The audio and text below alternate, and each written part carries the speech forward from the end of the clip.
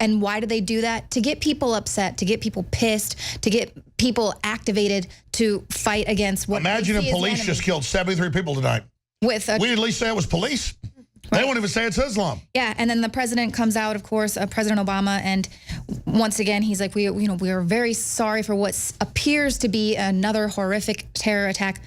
When will he say radical Islamic terrorism? When we find out what this guy's name is, probably even then they're going to say that he was a French national and, a Frenchman. He was just really upset about the Bastille Day or whatever. This is what Islam. This is what it looks like there for 1,400 years. This is what is being taught there. You were just in Spain. That was invaded and overrun. Portugal, yes. Portugal. Yeah. No, it's. I mean, here's the video. You can see it. It's totally graphic, and so we're not going to censor this for our viewers. I'm really sorry for anyone that has to be seeing this, but this is what they don't want you to see. They don't want you to see what is happening to our country. And these are ultra-liberal French that are just out having a drink at night being murdered. These are people celebrating Bastille Day, watching fireworks out with their families. There's children, the bodies of children out there just being plowed through, and then after he drives the truck for a mile he drives this truck through, plowing through these people watching this. Then he jumps out of the truck and starts shooting the rest of the people that are surviving this horrific attack. And then Hollande will get up and act like a hero, and he's the one that is allowing all this. Right, and it was going to... Well, you know what? They're like 30% Islamic now, and they say at that point it's over. They know they can't deport the people. It's over, man. It's either kill or be killed, and I think France will bend over and take it. I think they'll convert. Right, but you're not going to have a lot of people who haven't assimilated into the French culture out celebrating Bastille Day. Why the hell would you leave the Middle East and want to overthrow France? Right. I mean, the food, the culture, why would you want to overthrow that? Right.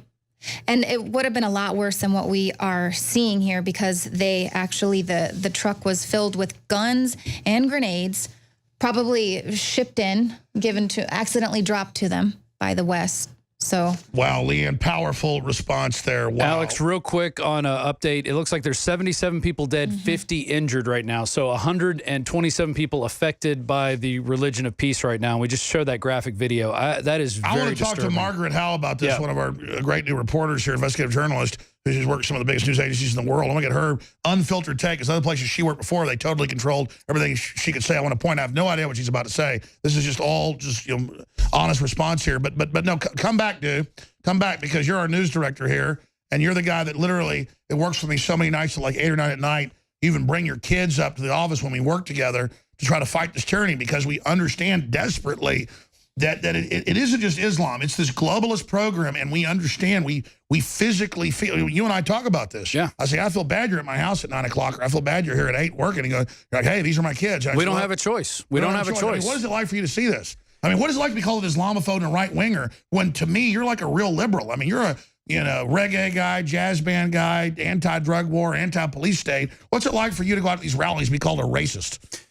Well, it's really disturbing, because I'm definitely anti-police brutality and when the police go too far, and militarize police in general.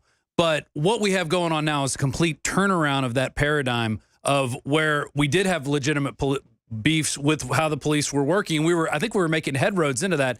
Now all that's gone. We don't want to shoot him in the back of the head. Right. And, I've been arrested just for shooting video in Pittsburgh. So I've seen what happens. I've had the sound cannons turned on me. I've been shot with tear gas. We've seen cops beat women on bicycles, and when they do it, we call for their arrest. Exactly. Just like jihadis. Exactly. Right. But like you said, Alex, we don't really have a choice in this matter not to do anything. The time for thinking about acting is gone. We have to act, and that's why we're going to the RNC. I was up till 4 a.m. last night. I just could not go to sleep, and I don't know if it was a premonition of this or just like of thinking about what's going to go on at the RNC. They had 100,000 protesters in New York 4 years ago. I think we're going to have triple that. 300,000 people in a smaller area with not as much infrastructure. You have a 3-hour meeting with the head of Black Lives Matter at the White House. Who gets a 3-hour meeting with the president? Nobody. They're planning something big. Unless they're planning something we'll be big. There. Hey, it's like they say, if this is true, don't let him escape. Escape is not our plan. Yeah, exactly. We're going to be there. Exactly. We're going to be there. Yeah. So go ahead and get Margaret's take on this. I'm going to go check on a few other things. We got time. We're live, huge audience. We're right now. This is what it's all about. Any other points, Paul? Paul Watson chimed in earlier. Any other points, dude? Well, I think at this point, France has no choice but to take action at this point. They have to really start checking their borders. I think sealing their borders at this point and not letting anybody in. They have to take the families and the support networks that are involved. Yeah. And they have to prosecute them and throw their ass under the jail. They used to take Frenchmen 200 years ago, 150 years ago, who stole a loaf of bread famously and put them on Devil's Island. Okay, that was wrong. So we have this liberal reform against that. Fine. Throw their ass on a desert island, man. 127 people now have been affected by this. Some of these 50 that are injured might not make it. Yeah, what about their rights, okay? Right. Not be run over by some nut. And they were celebrating their revolution, which wasn't a very good revolution. It was a lot different than the American Revolution. It was very bloody. The point is, though, they're attacking them on their day. They're announcing we've taken over. Great points, exactly. Rob. Can you believe that Facebook won't let us say Islamic terror? Well, that, cutting communication, of course, is a tactic used in war. And this is a war. And that's a tactic that they use. That's it. I know. Go ahead, Leanne. That's a great point. We are literally, okay, then let me ask you this question. I want to go to Margaret because she's sitting there politely waiting. But this is a great brainstorm. I want to ask Margaret this question, too. It is war. With the major mega banks, with the big media that helped fund the Arab Spring, Facebook helped run it, and they won't let us point out the word it is. I watch the news, they won't say it. It's a war. Who's running it? The president won't say it. Hillary Clinton refuses to say it until they forced her hand the other day. But even then, she came right out and said, but they're not the enemy. Oh, it is a tactic used in war, just like we're seeing with these communication outages across the country on tomorrow, the Day of Rage, that they're going to be shutting down all of these power outages with Comcast and things like that in the cities where it just so happens these things are going on. Yeah, they're testing the internet kill switch. I mean, this is a test at martial law. No, this is... I'm like 50 times my spidey senses ever. I'm just like... What do you think's going on, Margaret? Oh, my gosh. Well, first of all, they're not reporting the real numbers. They're sanitizing the photographs. We're not supposed to see anything. I've been on the ground of suicide bombings. I know what this looks like, and I can't help it. I'm just tearing up for these people because I can only imagine...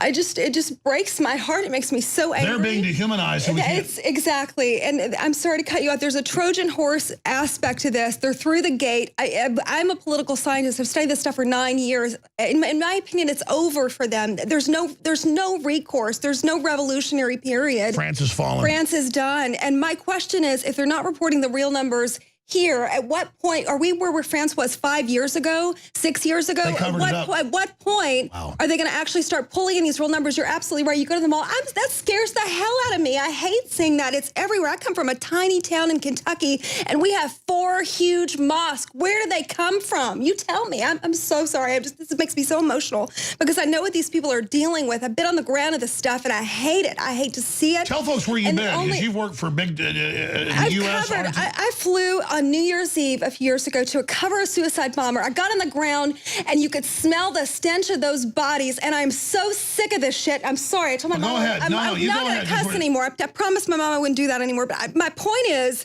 this makes me so angry. And the only thing that's worse than what's happening right now is the fact that we're going to have these apologists get on social media and tell us that Islam is not our adversary. I am so sick of this.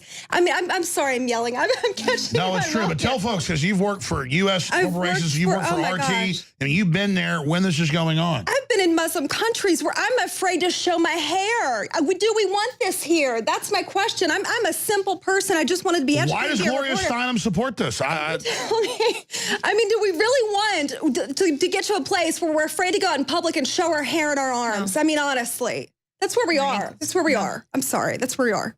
And the Trojan horse is through the gate. Well, I'm a bigot because I'm all for you showing your arms. So that's horrible. No, I mean, it is sick. Leanne, I love the fact she's on fire. Isn't that awesome? No, yeah. That's resistance. And look, what's scary is Fox will hardly cover it. And they're the controlled right-wing BS. The other channels won't even cover what's happening. It's really a weird feeling. We're reaching millions of people right now. And in the aggregate, even more than that. It's crazy, though, that to know we're one of the only, I don't want to be one of the only outposts resisting this. Why aren't other people awake, Margaret?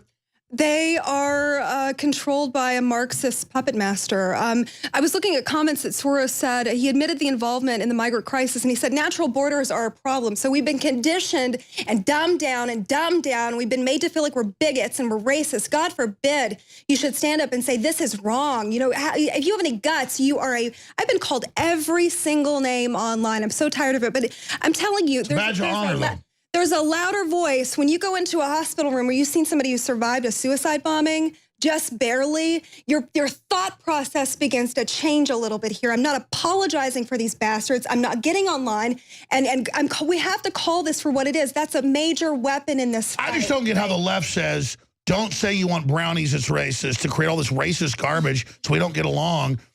And then, and you know, don't have peanut butter and jelly sandwiches or don't have a Halloween party, but then they love Islam. I just don't get it. Right.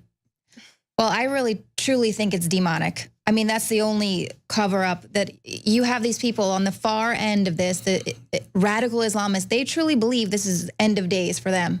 And they take their religion very seriously. Well, that's what the cop killer in Dallas said. This is the end of the world.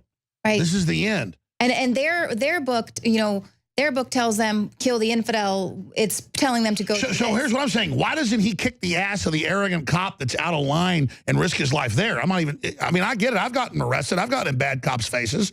I mean, I can't stand arrogant thugs in a badge and a gun. That's just a criminal. I mean, I've literally been arrested many times. I've been sued. I've been beat up. I mean, I don't like thug cops, but you don't just go shoot some cop pumping gas because some cop was an asshole to you 6 months ago. I mean, whatever happened to going after who did it to you? Right. You know, I don't understand this thing where, oh, well, a cop shot somebody in Minnesota, so let's go shoot some cops in Dallas, you know. Right. One of the best police departments that's actually been working on reform. Let's go after the department. I'm about to say super liberal. The mayor's like a social justice warrior. Well, that's another question. Why does the Islamicists and Black Lives Matter and other groups tend to attack people that kiss their butt?